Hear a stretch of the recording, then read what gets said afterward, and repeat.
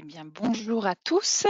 Bienvenue à ce webinaire donc sur le RPA au service de la gestion intelligente de l'information.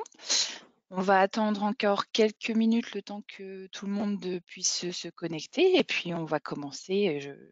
Notre webinaire, je laisserai la main à nos collègues de chez Solane et de chez MFAS qui vont vous parler effectivement du RPA et de l'ECM.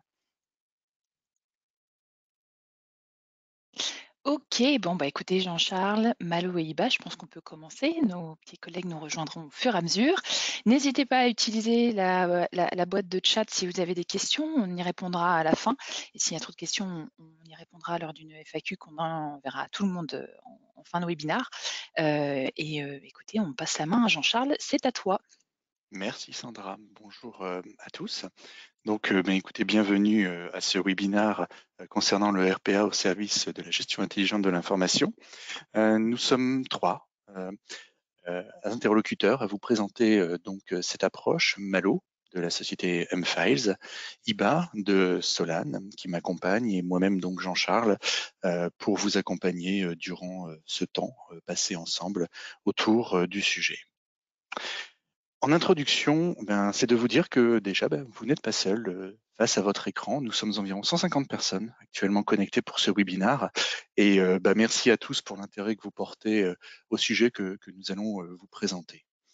L'un des premiers axes en fait qu'on voulait également voir lors de cette introduction, c'est qu'avec les événements que nous sommes tous en train de vivre actuellement, on va avoir des besoins de pratiques un peu différentes. On voit qu'on généralise la pratique à distance, on voit que tout est en train de se démocratiser autour des usages autour de la digitalisation, et on est tous là en réflexion aussi. Et c'est pourquoi sans doute, je pense qu'une bonne partie d'entre vous est présente avec nous aujourd'hui. C'est cette réflexion un peu sur nos usages de demain. Servons-nous donc de ce temps pour réfléchir à cela, et c'est ce que nous avons voulu vous proposer dans cet événement au travers d'une réflexion qu'on a eue Malo, Iba et moi-même sur le sujet. Le but également n'est pas de prendre deux technologies, la technologie M-Files aujourd'hui leader dans l'information d'entreprise et UiPath leader sur la partie RPA, et d'essayer d'imbriquer obligatoirement en fait ces deux plateformes. Non, c'était une véritable expertise en termes de conseils qu'on a voulu mettre en place, et de vérifier la faisabilité et l'utilité justement de l'implémentation de ces deux solutions. Et il y a aujourd'hui un véritable intérêt pour vous en tant qu'entreprise et en tant que justement personne étant amenée à changer des informations au travers de ces deux technologies. Souvent, et ça c'est un constat que l'on fait très régulièrement nous sur des phases de conseil un peu en amont de mise en place de solutions, c'est qu'on a affaire en fait à un écosystème digital qui est complexe.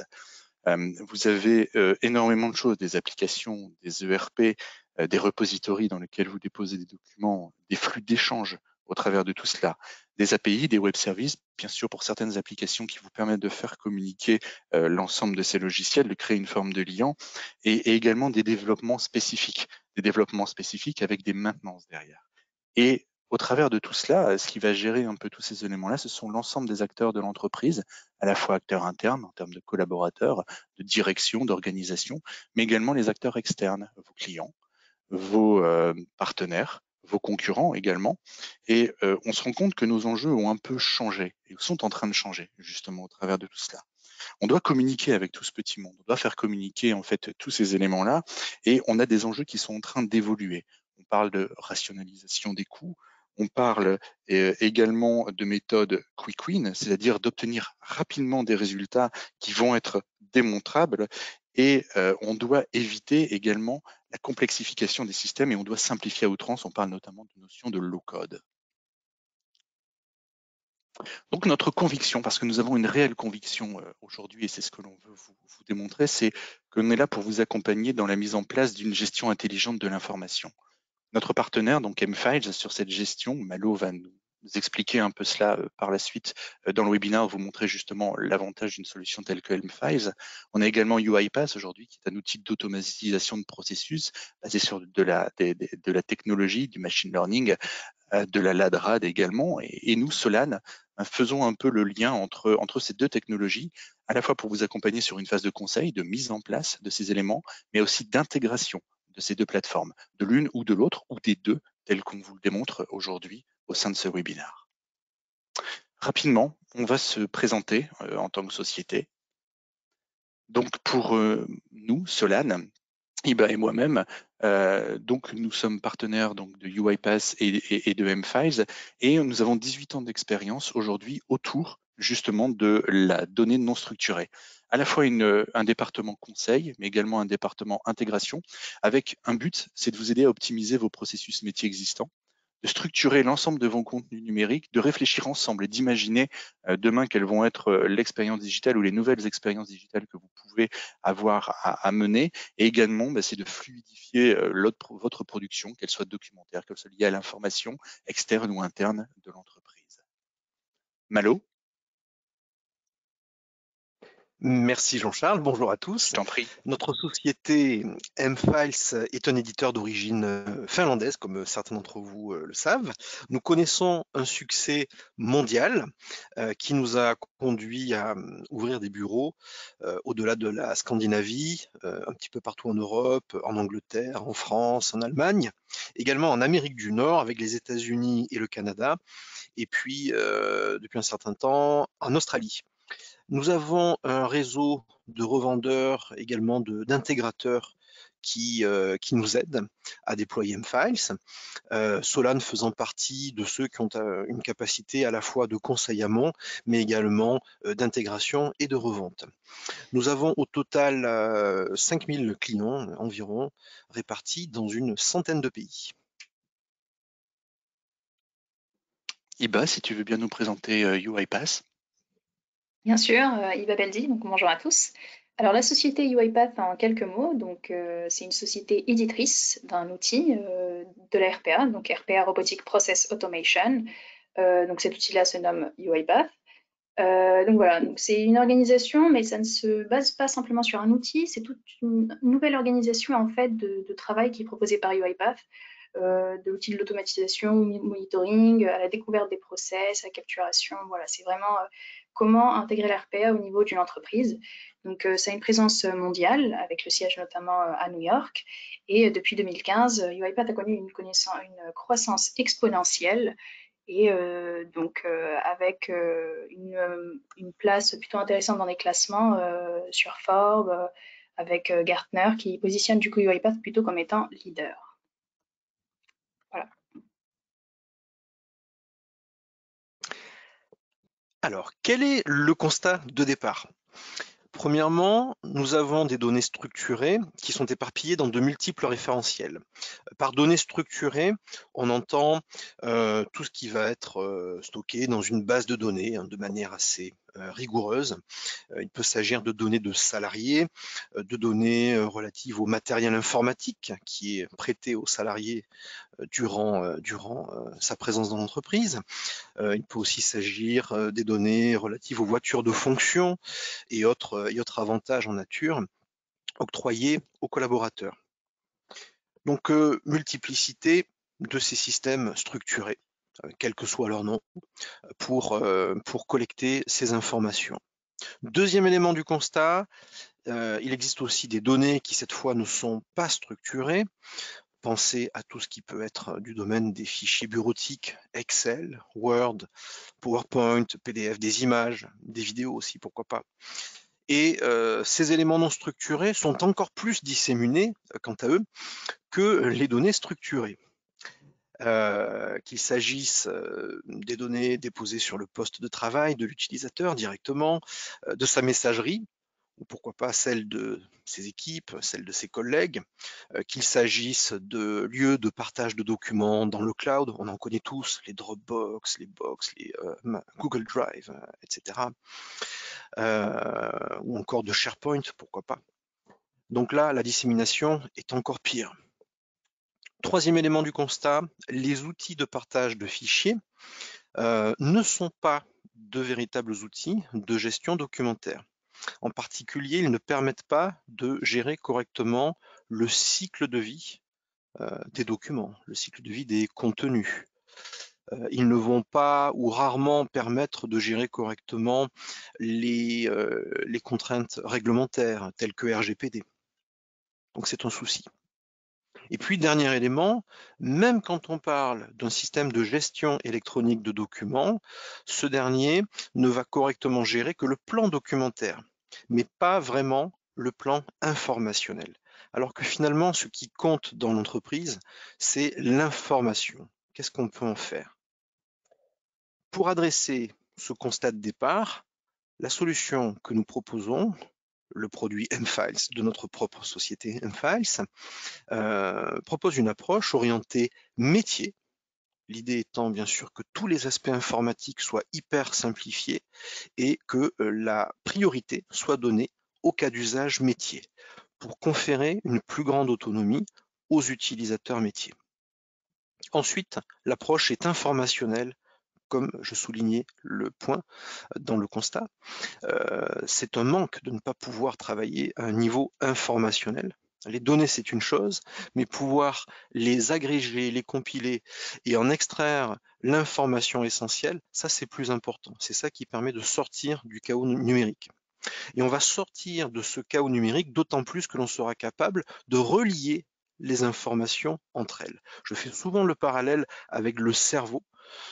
Il est important d'avoir des neurones, mais il est encore plus important de pouvoir les interconnecter au travers des synapses. Et finalement, c'est ça qui va développer l'intelligence et le savoir-faire d'un individu, plutôt que le nombre stricto sensu de ces neurones. Donc l'aspect relationnel est extrêmement important. Ensuite, il ne s'agit pas d'avoir une approche qui force l'adoption d'un nouvel outil en tant que référentiel unique, une sorte d'approche Big Bang qui écrase tout, qui efface tout. C'est pas raisonnable. Il y a des choses qui marchent très bien dans l'entreprise. Les DSI ont travaillé pendant longtemps pour maturer leur approche sur de nombreux outils, sur de nombreuses approches, sur les manières de fiabiliser les données, l'information, de les sauvegarder.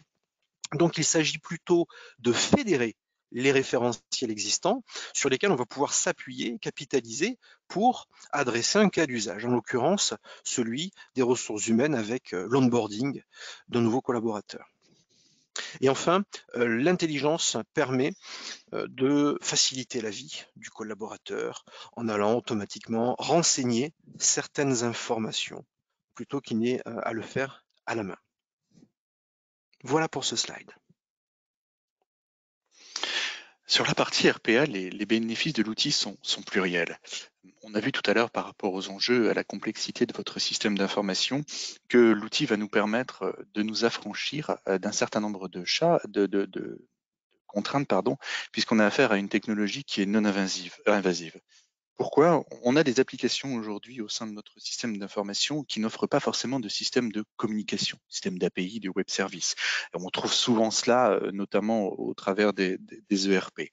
Et l'idée, c'est qu'à chaque fois que vous êtes en lien avec ces éditeurs pour pouvoir upgrader la plateforme, pour pouvoir vous permettre de communiquer, de faire communiquer cette plateforme avec d'autres plateformes, ce sont souvent des modules qui sont assez onéreux et qui vont forcément impliquer des ressources dans votre entreprise, des ressources en termes de maintenance, en termes de développement.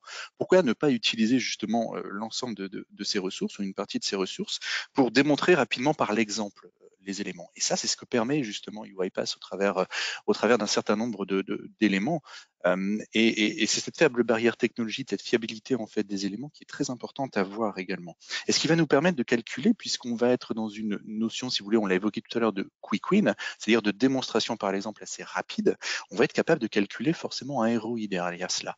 C'est-à-dire qu'à partir de processus existants que vous pourriez avoir, que l'on va transformer en processus automatisé, optimisé dans un premier temps, puis automatisé dans un second temps, on va pouvoir se rendre compte justement de l'avantage d'une telle plateforme. Et ça va permettre, et ça on l'a rencontré plusieurs fois avec IBA en phase d'analyse ou même en phase d'avant-vente, d'avoir des gens qui, quand on leur montrait justement le robot tourner et arriver jusqu'à un résultat, ils se disaient « Ah, ça va nous permettre, si vous voulez, de glisser vers des nouveaux usages ou d'arrêter de faire cela, puisque c'était des tâches très rébarbatives, et on va pouvoir se consacrer finalement à des tâches qu'on n'a pas le temps de faire. » Et c'est ça en fait le gros avantage, et ce que l'on veut essayer de vous montrer également au travers de cette démonstration. Comme l'a évoqué Malo juste avant dans le slide, nous avons décidé de partir sur la démonstration au travers de l'onboarding. Pourquoi? Parce qu'on a tous été collaborateurs, on est tous collaborateurs d'entreprise aujourd'hui et on est tous arrivés premier jour. Et on a tous fait le constat à la fin de cette journée, un peu en faisant le bilan de notre arrivée dans la société, de se dire, est-ce que j'ai été bien accueilli? Est-ce que finalement ça s'est fait de façon complètement fluide ou ça s'est fait de façon un peu erratique? Et le fait d'avoir tout cet avis sur les éléments va nous permettre un peu de nous projeter. Et nous, on a trouvé que cet exemple était intéressant parce qu'il va vous permettre également de vous projeter peut-être dans vos usages. Et pourquoi? Parce que, si vous voulez, on a un certain nombre de challenges que l'on a essayé de résoudre au travers de ce processus qui nous concerne tous, sur lequel vous êtes capable justement d'extrapoler vers vos propres processus. Et on a un processus qui est éligible. Alors, on va passer cette phase d'éligibilité. C'est un autre webinaire ou une autre présentation qu'on va vous présenter à la fin ou qu'on va vous permettre de venir voir à la fin de ce webinaire. Mais ce qui nous a paru intéressant, c'est qu'on avait ici affaire à plusieurs services. On a un service RRH qui est un peu la colonne vertébrale avec un workflow principal. Et ce workflow principal, si vous voulez, va décrocher pour aller vers le service de paye, vers l'ADSI, vers d'autres services. Et on va voir justement comment on chemine au travers de tout cela. Forcément, qui dit plusieurs services, dit plusieurs systèmes d'information, plusieurs logiciels. Logiciels de paye, logiciels de RH, logiciels informatiques de type Active Directory, de type boîte messagerie et autres. En tant qu'employé, moi, je n'ai pas vocation, si vous voulez, quand j'arrive dans l'entreprise, à forcément faire des installations sur mon poste. Ça fait 3 mois aujourd'hui que j'ai signé un contrat, j'arrive dans l'entreprise, pourquoi est-ce que c'est à moi de faire cela? Donc c'est cette notion-là, si vous voulez, de retour, de sentiment qui est importante de voir. Au travers de cette technologie non invasive, on va commettre très peu d'erreurs. On va avoir une notion d'exactitude, c'est-à-dire que quand on pose le sujet de l'onboarding, puisqu'il est malgré tout processé dans l'entreprise, même s'il est fait à plus de 65% aujourd'hui à la main, il est processé. Donc, c'est-à-dire que se posant ensemble autour d'une table, discutant ensemble des inputs de ce processus, et l'écrivant ou le décrivant au travers de la plateforme, ce que Iba nous montrera tout à l'heure dans la notion de making-of de cette démo, on va voir que les choses écrites nous permettent de bien comprendre le déroulé des choses et surtout, on va avoir le bon timing, c'est-à-dire qu'à partir du moment où le responsable des ressources humaines va lancer le processus, on va voir que le robot va aller lui-même chercher les éléments dont il a besoin et nous permettre un résultat au bon moment. Et ce qui est également important de voir, c'est que le sans erreur de cette technologie non invasive est lié au fait que l'on va avoir une plateforme telle que mFiles qui nous permet de concentrer l'ensemble des référentiels de l'entreprise de façon probante à un seul et même endroit. Et c'est sur cette base-là que le robot va pouvoir travailler et fournir les bonnes données. Enfin, tout cela doit être orchestré. Il est important que pour un responsable des ressources humaines qui prend en charge le processus d'onboarding d'un nouvel employé, il puisse vérifier que tout s'est bien déroulé. Et ça, on va le voir également grâce à la technologie UiPath, grâce à un outil de monitoring qui s'appelle l'Orchestrator, on va pouvoir monitorer en fait l'ensemble de ce processus et surtout limiter les tâches rébarbatives. 10 personnes qui arrivent aujourd'hui dans l'entreprise, on va préférer les accueillir et bien les accueillir et les accompagner dans leur parcours de l'entreprise plutôt que de devoir faire des démarches informatiques rébarbatives de saisie d'informations. Malo, je vais te laisser la main maintenant avec la souris pour que tu puisses suivre. Je t'en prie. Très bien. Rentrons dans le vif du sujet. Nous repartons donc de notre nouveau collaborateur qui prétend à être embauché. Disons, le traitement de son dossier d'embauche va mobiliser plusieurs acteurs, plusieurs entités au sein de l'entreprise, notamment le service des ressources humaines, bien évidemment, également le service de paye. Nous avons ici supposé que ce service était externalisé, pourquoi pas. Et également, troisième service, le service informatique au travers de son responsable informatique. C'est bien sûr une simplification de la réalité. Chez vous, probablement qu'il y aurait encore plus d'acteurs sollicités, notamment des entités opérationnelles que l'on peut imaginer concernées par l'embauche du nouveau collaborateur. Cette multiplicité d'acteurs mobilisés pour l'embauche du collaborateur va s'appuyer sur une multiplicité de systèmes informatiques, qu'il s'agisse du système utilisé pour la paye ou qu'il s'agisse du système de gestion des ressources de l'entreprise que tout le monde appelle ERP, les fameux SAP, etc., que bien des entreprises utilisent, Également, un autre type de système utilisé, l'annuaire d'entreprise qui devra référencer ce nouveau collaborateur, et puis la messagerie dont il disposera.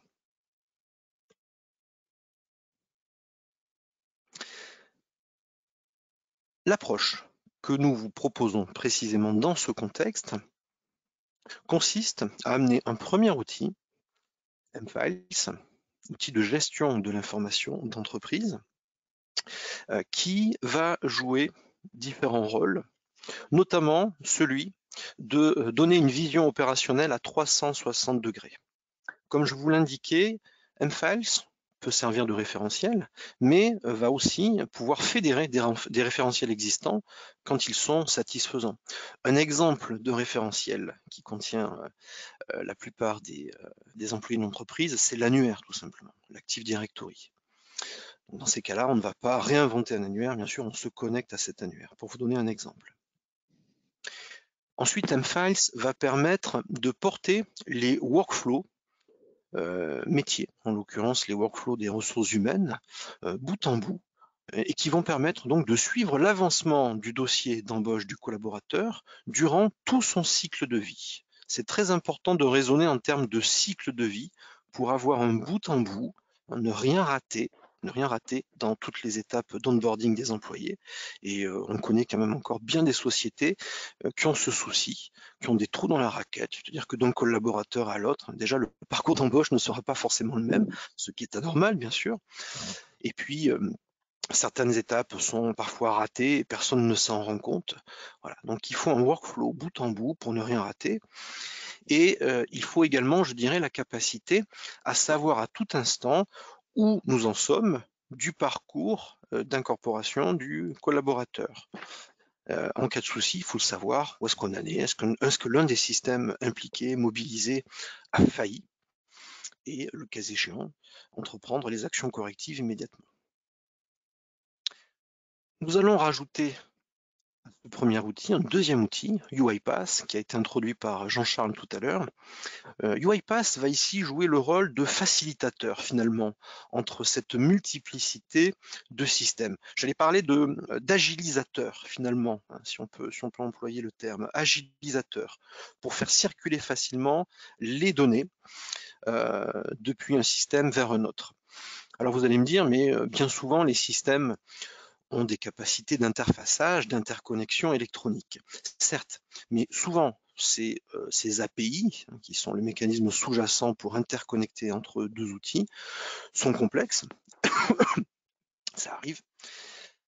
Pensez par exemple aux API des outils tels que les ERP comme SAP. Il faut vraiment des compétences pointues et relativement rares sur le marché pour pouvoir les mettre en œuvre.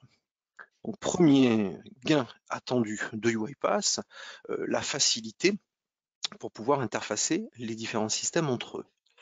Ensuite, songez à tous ces outils que l'on peut trouver dans votre système d'information et qui parfois ne sont pas une API, n'offrent pas une API, ils ne peuvent pas être pilotés à distance par un autre logiciel. Ils ne sont finalement qu'une interface graphique qui permet de gérer, je ne sais pas, par exemple la voiture de fonction du collaborateur.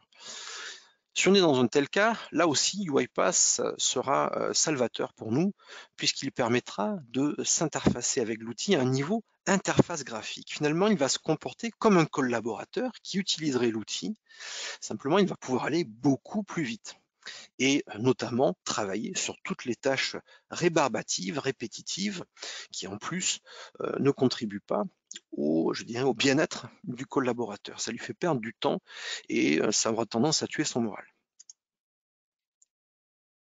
Nous continuons en rentrant toujours plus dans le workflow du jour avec le sous-processus relatif à la paye et à l'ERP. Nous sommes donc en train d'onboarder ce nouveau collaborateur. Il faut l'enregistrer correctement auprès du service paye pour qu'il reçoive son salaire, bien évidemment, et auprès de l'ERP pour qu'il soit connu de tous les services de l'entreprise. Donc, première étape, le DRH, imaginons que ce soit le DRH ou la DRH, va utiliser mFiles pour créer un dossier d'embauche. Ce dossier démarrera donc dans l'étape de workflow candidature, quelque chose comme ça. On démarre le dossier. Ensuite, il va pouvoir créer de façon contextualisée un contrat d'embauche, CDD, CDI, mais qui donc, comme je vous le dis, sera contextualisé, c'est-à-dire associé à ce dossier d'embauche qui vient d'être créé. Donc, on ne crée pas un document Word dans l'espace, on ne le crée pas sur son PC, on le crée à partir d'un outil qui est central et qui va interconnecter les informations entre elles, ce qui fait qu'on saura à tout instant où on en est, on ne perdra rien et on retrouvera facilement ces informations. Deuxième étape, le collaborateur. C'est la petite icône grise avec le plus, c'est le plus nouvel embauché à venir. Il va envoyer à votre entreprise, à votre service des ressources humaines, des pièces justificatives. À ce stade, on considère que le workflow M-Files a été défini pour que le dossier d'embauche soit traité non pas par le ou la DRH, mais par une personne de son équipe, disons par une responsable des ressources humaines. Et donc c'est cette responsable des ressources humaines qui reçoit les pièces justificatives, domicile, compte bancaire, etc., du candidat à l'embauche.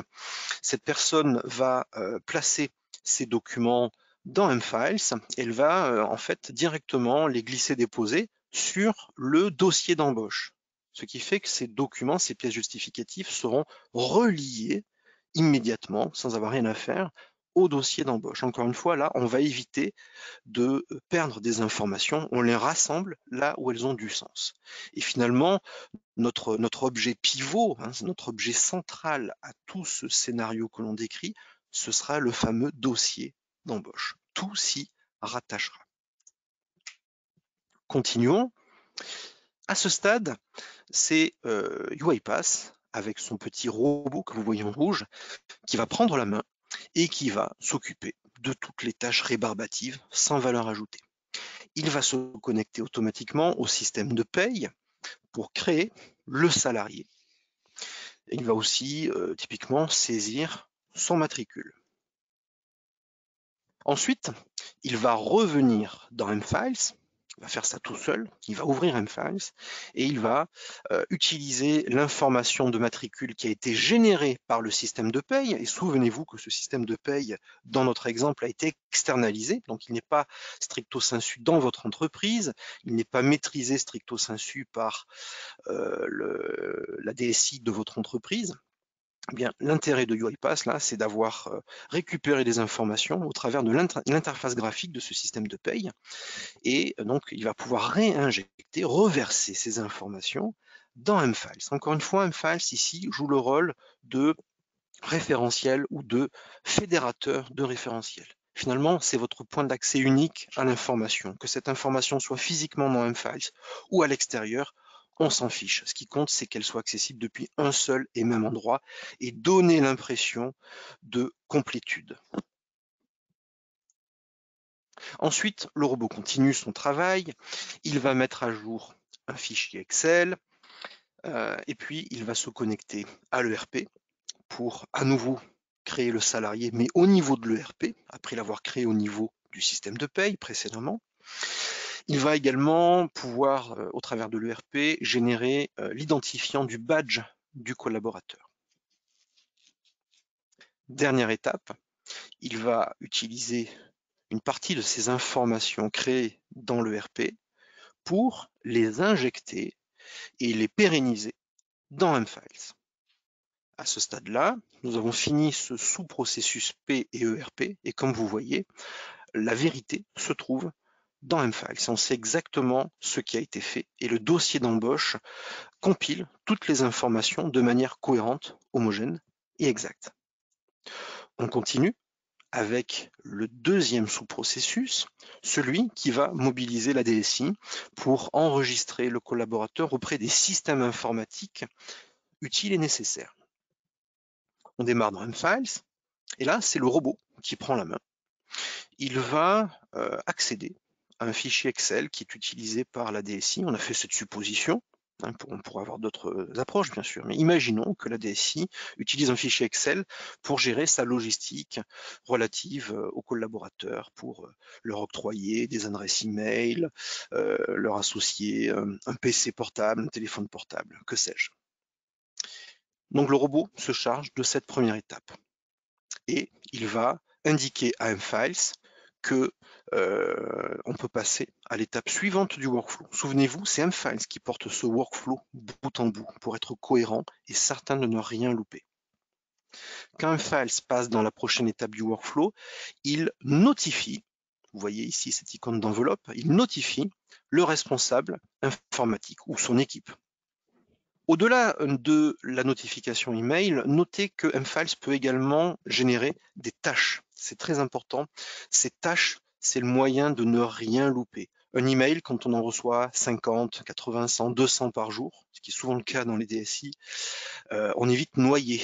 On peut passer à côté. On l'a lu sans faire attention. Vous voyez un peu le genre de scénario. Donc l'intérêt d'mFiles, ça va être de pouvoir doubler la notification email par une tâche qui va apparaître dans sa page, dans son écran de connexion mFiles. Et là, impossible de le louper. Il ne va rien rater. Les tâches pourront être monitorées, suivies. Également en termes d'échéance, on va pouvoir implémenter des SLA, des délais de traitement, par exemple applicables à l'équipe informatique. Il faut traiter cette demande sous une demi-journée, une journée, 2 jours, etc. À ce stade, le responsable informatique va prendre la main sur le fichier Excel qui a été amorcé par le robot et il va pouvoir éventuellement rajouter une information à la main s'il le souhaite. Et puis il va pouvoir surtout, disons, signer, ça pourrait être la chose la plus réaliste à imaginer, il va signer le workflow dans mFiles pour dire oui, effectivement, tout est correct. L'adresse email du nouveau collaborateur a bien été générée, tout va bien, je signe, le collaborateur est acceptable du point de vue informatique. À ce stade-là, le workflow mFiles va générer une première notification vers le collaborateur pour lui souhaiter la bienvenue. Et cette notification email pourrait contenir des hyperliens mFiles vers, pourquoi pas, des formations. En fonction de son poste au sein de l'entreprise, il pourra être formé à tel ou tel aspect. S'il a besoin de manipuler des données personnelles, confidentielles, il pourra avoir une mini-formation particulière sur RGPD, etc. Deuxième notification, envoyée, cette fois-ci, au responsable des ressources humaines, pourquoi pas aussi au DRH, pour lui indiquer que le parcours d'embauche est terminé avec succès. Nous allons maintenant continuer avec des éléments de démonstration. Je reprends la main et je vais passer un peu en détail et je vais vous donner la main, donc Malo, pour pouvoir permettre de passer sur la démonstration.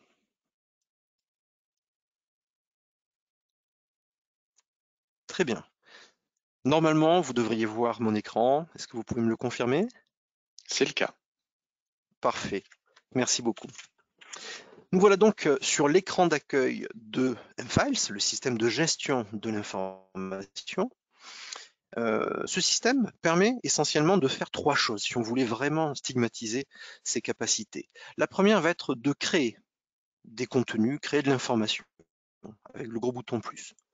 Notez que l'on peut créer des documents tels qu'un contrat d'embauche, une lettre d'intention, etc. On peut également créer des objets non documentaires, par exemple un projet, un produit, pourquoi pas un appel d'offres. Bon, là, on sortirait du cas d'usage d'aujourd'hui. Tout ça, bien sûr, est totalement extensible et applicable à une grande variété de scénarios. Donc, on peut créer des contenus, on peut créer des informations. Deuxièmement, on va pouvoir rechercher des informations. Vous voyez ici une barre de recherche, disons à la Google. Par exemple, si je recherche les bonnes pratiques d'embauche, encore faut-il que je ne sois pas dyslexique. Voilà. Je tape ma recherche, encore une fois, c'est une sorte de barre de recherche à la Google.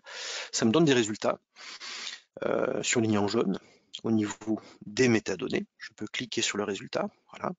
Je peux également apercevoir le contenu du document. Ici, notre bonne pratique sur les embauches, telle que dictée par le gouvernement. Je reviens à l'accueil. Nous pouvons donc rechercher des informations de manière libre avec la barre de recherche à la Google. Les millennials vont adorer ce genre d'approche. On peut également rechercher de manière plus structurée, ce qui quand même est assez commode dans pas mal de cas. Donc vous voyez ici dans cette section naviguer, la possibilité de naviguer au sein d'une sorte de plan de classement virtuel. C'est un petit peu l'idée des répertoires que vous utilisiez avant, mais contrairement aux répertoires physiques à la Windows, disons, ces répertoires ici sont virtuels, c'est-à-dire que les documents que l'on va y trouver peuvent se trouver dans plusieurs endroits à la fois, en fonction de leurs métadonnées. Ce sont finalement les métadonnées d'un document. Par exemple, ici, si je clique sur Bonne pratique, ces métadonnées sont sa classe, son nom, sa description. Alors là, il n'y en a pas beaucoup, mais on pourrait imaginer qu'en fonction de la classe documentaire, on ait 5, 10, 15 métadonnées. Bref, tout ce qui peut être utile à bien, caractériser un document. Donc ces métadonnées seront utilisées pour générer la classification de manière automatique. Donc en fonction de ce qu'est un document, il ira se mettre de lui-même dans la vue document salarié ou fournisseur ou mes contrats, etc. Vous avez compris l'idée. Continuons. Nous allons maintenant zoomer sur un document. Ici, il s'agit du document de recrutement, le contrat de travail pour Audrey Schmiel. On voit donc ici les métadonnées. On peut bien sûr, comme toujours, apercevoir l'intérieur du document sans ouvrir l'éditeur. Là, ce serait par exemple l'éditeur Word qui devrait être ouvert. L'aperçu permet de ne pas avoir à le faire et de tout de suite comprendre ce qu'il se trouve à l'intérieur du document. Vous avez noté ce petit symbole à gauche du document. Si on clique dessus, on va déplier en fait le document et on va voir quels sont les objets mis en relation avec le contrat de travail. Ah, intéressant, je vois que ce contrat de travail est mis en relation avec un dossier d'embauche. Je peux à mon tour cliquer sur le dossier d'embauche, le visualiser. Vous voyez ici que les métadonnées sont affichées de manière plus structurée, avec des codes couleurs. Comme il y en a beaucoup, c'est plus intéressant de les regrouper. Donc on va avoir tout le détail nécessaire pour caractériser le dossier d'embauche. C'est cet objet que j'évoquais tout à l'heure qui va être finalement notre objet pivot tout au long du parcours d'embauche du collaborateur. Et c'est lui qui sera en partie renseigné de manière automatique par le robot. Notez tout en bas de page que nous avons un workflow avec une étape de workflow qui nous dit exactement où nous en sommes. Dernier élément de ce tour d'horizon d'M-Files, les tâches que j'évoquais tout à l'heure, qui vont permettre, quand il s'agit de solliciter non pas un robot, mais bel et bien un être humain, que cet être humain ne loupe rien. Donc par exemple ici, j'ai 3 tâches qui me sont affectées, je peux cliquer sur la deuxième. Là, je vois qu'il s'agit d'une sollicitation, en l'occurrence par le service achat, au responsable de la sécurité informatique pour lui demander son point de vue sur la réglementation RGPD. Et si on déplie l'objet sollicitation, on voit que la question porte sur ce document. On peut cliquer sur ce document et à nouveau accéder au document. Donc vous voyez, tout est mis en relation dans M-Files. C'est ça qui est vraiment important. Les informations sont non seulement correctement capturées, mais elles sont mises en relation. Je vais désormais passer la main à Iba pour qu'elle continue avec les éléments de robotisation.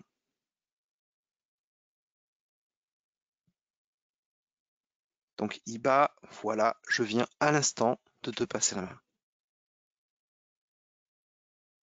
Merci Malo. Donc pour le bien de la démonstration, donc on va se baser sur une vidéo déjà faite, donc à peine hier, qui va justement montrer tout ce process-là d'onboarding. Dû à la connexion faible de l'emplacement où je suis, vous avez remarqué qu'il y a un peu de latence, mais c'est l'esprit en fait du robot. Donc voilà, donc l'aventure commence avec le DRH qui reçoit dans sa boîte mail, comme on peut le voir, quelqu'un, donc un Natsu Dragnil externe à l'entreprise, qui va devenir du coup un nouveau collaborateur de M-Files. Donc ce que va faire le DRH, c'est qu'il va aller dans M-Files directement et du coup créer ce nouveau dossier d'embauche, comme on l'avait vu au préalable grâce à la démonstration de Malo. Donc dans ce dossier d'embauche, il va remplir uniquement les éléments qui sont obligatoires pour lui, à savoir, dans notre cas, le nom et le prénom présentés grâce au champ d'Astérix juste ici. Donc, une fois qu'il aura fini cet élément-là, ce qui va être intéressant surtout, c'est qu'il va passer à une autre étape de workflow, donc une transition de workflow, à l'étape 2, consultation du dossier, qui va être à destination du RRH. Donc, l'équipe de la RH va pouvoir continuer à gérer ce dossier-là. Par exemple, en mettant les pièces jointes reçues dans l'adresse mail générique de la RH. Donc là, typiquement, voilà. Donc maintenant, on va passer sur le côté RRH. La RRH va recevoir, grâce à la transition 2 du workflow, un mail lui donnant le lien directement vers le dossier de Natsu Dragneel, donc de ce nouveau collaborateur rentré ici. Donc une fois qu'on va avoir le mail, on va pouvoir cliquer sur le lien, ouvrir M-Files et pouvoir remplir ces fameuses métadonnées qui n'étaient pas remplies. Donc voilà, là on a reçu le mail, on va pouvoir cliquer directement sur le lien et on va pouvoir joindre tous les éléments avec. Donc là, ce qui est fait, c'est que là, c'est fait manuellement, mais on peut bien entendu l'automatiser d'une certaine manière à ce que les fichiers joints soient directement mis par le robot directement dans le dossier d'embauche correspondant. Donc voilà, donc là, manuellement, le RRH va pouvoir prendre les 3 documents et les drag and drop, donc les glisser-déposer tout simplement sur le dossier d'embauche.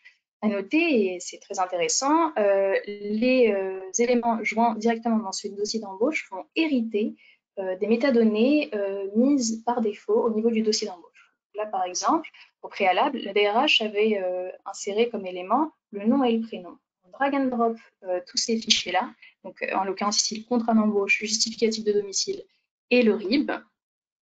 On va pouvoir justement hériter du nom et du prénom. Donc là, manuellement, la RRH va pouvoir insérer les éléments. On peut très bien imaginer aussi que le robot puisse gérer cette partie-là, donc vers une automatisation à 100%, où du coup le robot ouvrirait chaque fichier un par un et puis récupérerait les éléments. Donc c'est plus facile pour lui quand il s'agit de documents structurés. Évitons plutôt les scans pour les robots, c'est plus facile pour eux. Donc voilà, et l'idée c'est qu'il ouvre les documents un par un et puis il copie-colle. Si on veut que ce soit plutôt une automatisation à un degré un peu moins important, on peut proposer au robot d'ouvrir les fichiers un par un et d'interagir avec le RRH, par exemple, en demandant au RRH si cette pièce justificative est correcte. Typiquement, le justificatif de domicile, le RIB, etc. On peut jouer justement sur une interaction. Donc voilà, donc la RRH a bientôt fini d'insérer tous les éléments dans les métadonnées, et donc elle va passer au workflow 3, synchronisation du système de paie. De cette manière, la gestionnaire de paie va recevoir une notification où justement elle va devoir insérer le nouveau collaborateur dans son logiciel de paie externalisé. Donc là du coup ce qui va être intéressant, c'est que la RRH, une fois qu'elle a envoyé le mail, elle va pouvoir justement enclencher le robot. Donc le robot ici, chez nous, il est au niveau de la RRH, du poste RRH. Elle va lancer justement ce job, donc RH M-Files environnement. Elle va pouvoir le démarrer et puis va fonctionner en arrière-plan. Ce qu'il va faire ici, c'est qu'il va attendre le mail envoyé par la gestionnaire de paie. Donc là, typiquement, le mail, je l'avais déjà préinscrit. Comme vous pouvez le voir, il est non lu. Donc je vais le mettre en lu directement. Et puis, le robot va directement le voir et réagir immédiatement. Donc là, on peut constater aussi qu'il est normé.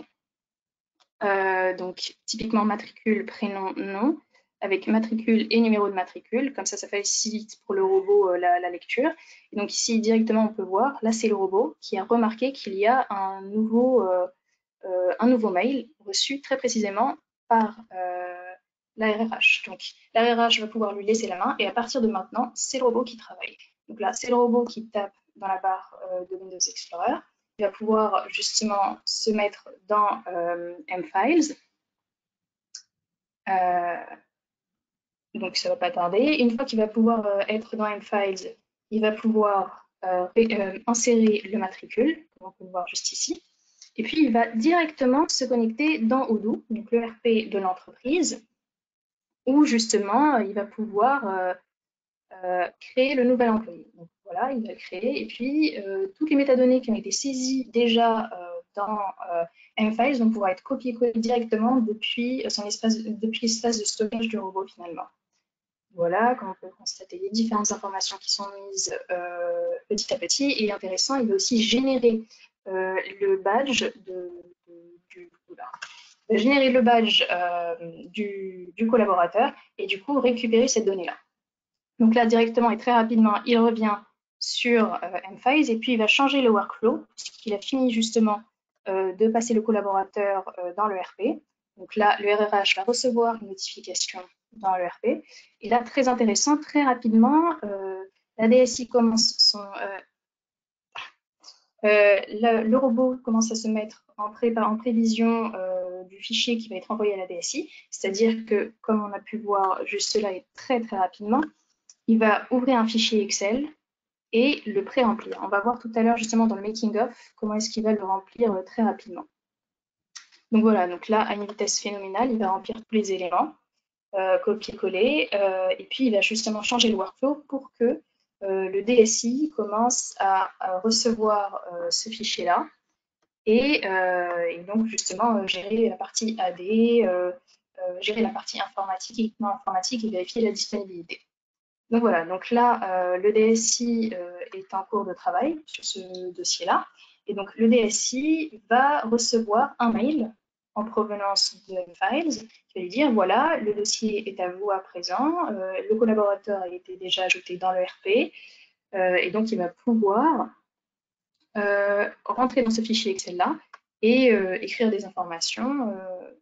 Donc là, typiquement, on retrouve la notification de RP, la notification du DSI. Donc le DSI reçoit ça, reçoit le lien, il va pouvoir l'ouvrir, aller dans le fichier Excel. Et donc, par exemple, rajouter la date de gestion, à quel moment est-ce qu'il a vu ce fichier Excel-là et qu'il a confirmé avoir bien pris connaissance de ce fichier Excel-là, par exemple. Concernant l'AD, l'Active Directory, le robot peut aussi gérer cette partie-là, le créer du coup en interne. Donc c'est tout à fait plausible pour un robot. Donc là, ce que va faire le DSI, c'est qu'il va voir les fichiers qu'il a. Donc là, dans M-Files, il y a une option qui ne permet pas de voir l'Excel, je vais vous montrer tout à l'heure. Mais du coup, en effet, il y a le fichier Excel caché ici. Et donc, ce qui va être intéressant, c'est que juste ici, il va pouvoir changer le workflow pour confirmer qu'il a bien créé le personne dans l'AD et qu'il a bien pris en compte la situation. Il va enregistrer. Et à ce moment-là, le M-Files va pouvoir envoyer une notification au RRH pour lui confirmer que tout a bien été pris en compte. D'un autre côté aussi, le collaborateur va recevoir un mail confirmant son entrée chez M-Files avec quelques éléments, notamment les identifiants et mots de passe de départ qu'il va devoir à sa charge modifier après la première authentification. Voilà, et donc le prochain mail aussi qui arrive, ça va être à destination du RRH pour lui confirmer que le dossier a bien été pris en compte de bout en bout. Voilà, le mail vient d'être reçu. Il peut réaccéder de nouveau au dossier d'embauche mis à jour avec le workflow. Et voilà. Et puis, tout a pu être fait et le robot, justement, a fini correctement son travail. Donc là, ce qui va nous intéresser, ça va être le making-of. Qu'est-ce qu'on a en résultat, finalement? Alors là, du coup, ce qui va être intéressant, ça va être étape par étape. Il est rentré dans Odoo. Donc, on va pouvoir aller dans le RP et voir justement ce qu'on a. Donc voilà, on voit que le collaborateur a été rajouté juste ici. Et puis, on va voir, du coup, en effet, il a bien pré-rempli toutes les informations. Il a généré aussi l'identifiant du badge. Donc, du point de vue de Odoo, ça a bien été créé en utilisant, du coup, la session donc de la RRH. Mais ça aurait très bien pu être aussi une session propre au robot, avec un identifiant et un mot de passe particulier, avec aussi des accès particuliers, des autorisations particulières. Autre élément aussi à vérifier, donc la partie Excel finalement qui est passée très très rapidement et qui passe encore plus rapidement quand on le fait passer dans un environnement virtuel, type VM, donc les machines virtuelles. Donc ce qui s'est passé, c'est que le robot est parti d'un fichier de base, comme ça, un fichier dit, un template, excusez-moi, celui-là, donc totalement vide, qui est du coup pré-rempli par le robot. Et donc, le DSI n'a plus qu'à ici insérer une date pour confirmer justement d'avoir vu ce fichier-là et d'avoir pris en compte tous les éléments qui vont être remplis ici. Par exemple, un bureau fixe, est-ce qu'il en a besoin, oui ou non? avec tous les éléments là. Mais pour savoir s'il en a besoin, oui ou non, il faut que le robot soit basé sur une règle de poste. Et donc, c'est ce qu'on va lui donner juste ici et qu'on a du coup contextualisé et écrit à travers un fichier Excel. Donc là, typiquement, on retrouve tous les équipements avec tous les droits. Un collaborateur de base qui rentre a ses droits de base. Et puis, au fur et à mesure de son statut, il va pouvoir acquérir plusieurs autres éléments qui vont être combinés du coup dans sa propre fiche d'onboarding. Donc là, par exemple, on remarque qu'un développeur a en plus de ça un accès à un bureau fixe, en plus d'être un collaborateur lambda. Donc voilà, donc avec ces deux éléments-là, il crée un élément dans mFiles.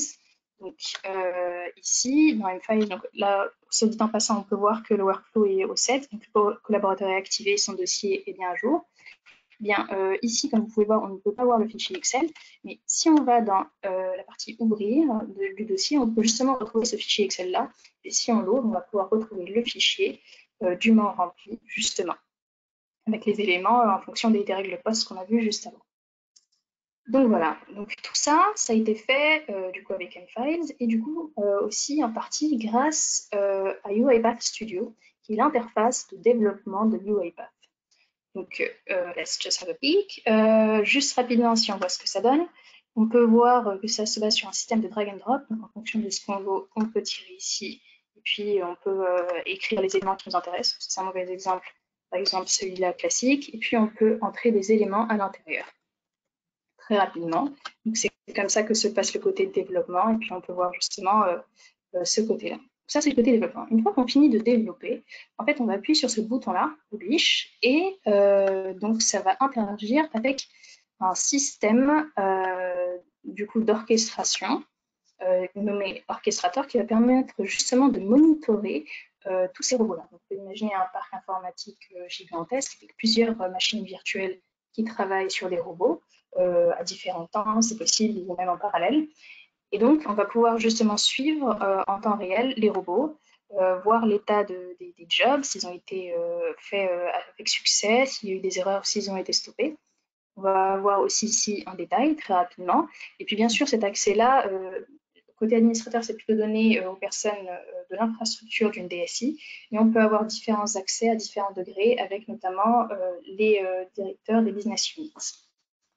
Donc voilà, côté orchestrateur. Et donc l'orchestrateur, une fois qu'on lance une demande, ce qui est aussi possible de lancer en fait les demandes, va pouvoir enclencher UI Agent, donc le petit robot finalement sur le côté qu'on a pu voir. Et donc ça, c'est le réel exécuteur du robot. Donc là, on peut retrouver en effet le process qui avait été lancé dans la vidéo. Et donc ainsi se termine la petite démonstration du robot sur le process onboarding. Du coup, je vais laisser la main à Jean-Charles. Je te laisse me rendre la main, donc Iba.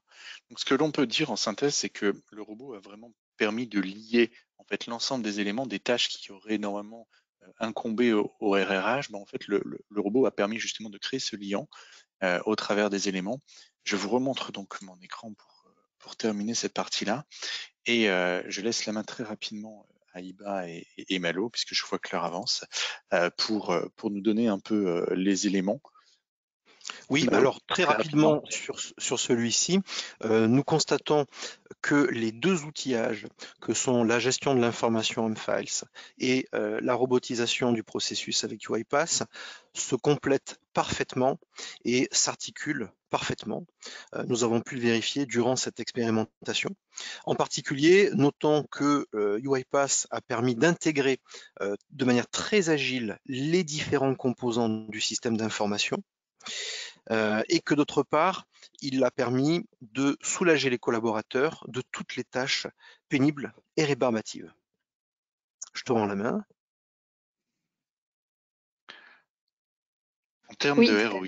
Alors, oui. En termes de ROI, donc là, typiquement, on peut voir que sur un process qui, disons, est 100% onboardé, donc avec le robot qui gère, par exemple, directement les pièces jointes, qui copie-colle les informations, on peut aller facilement à 5 minutes pour que le robot puisse tourner face à une habitude de collaborateurs, donc de RRH, qui prennent une demi-heure pour compléter ces tâches-là à la main. Donc là, on peut compter environ 7 jours de développement. Deuxième axe du ROI, les aspects intégration. Comme je l'ai dit, ils ont été très facilités, agilisés. On peut éviter dans pas mal de cas d'utiliser les API des logiciels et profiter des capacités de UiPath pour aller utiliser l'interface graphique de ces systèmes directement. Et donc là, l'approche peut être vraiment très accélérée et on gagne en termes de temps de déploiement et de temps de mise en œuvre.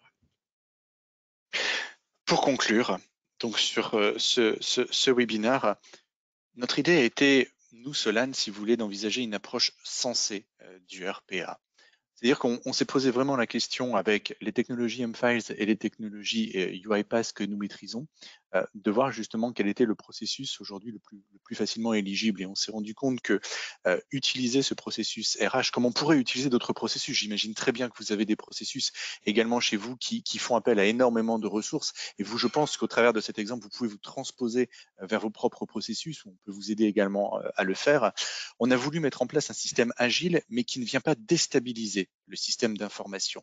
On vient un peu, si vous voulez, avec le RPA, et c'est ça la plus-value vraiment de la technologie, on vient combler les interstices aujourd'hui de votre système d'information et résoudre un certain nombre de peines, comme on l'a vu tout à l'heure au travers des enjeux de low-code, de faciliter justement le retour sur investissement et également de pouvoir avoir quelque chose de facilement démontrable. Notre choix également de la technologie M-Files sur la démonstration, c'est d'avoir un référentiel qui va fédérer l'ensemble des référentiels de l'entreprise. Combien de fois on a vu au travers des analyses à la fois un système documentaire présent dans un ERP tel qu'un SAP ou un Salesforce, tel que présent dans également un HR Access ou d'autres.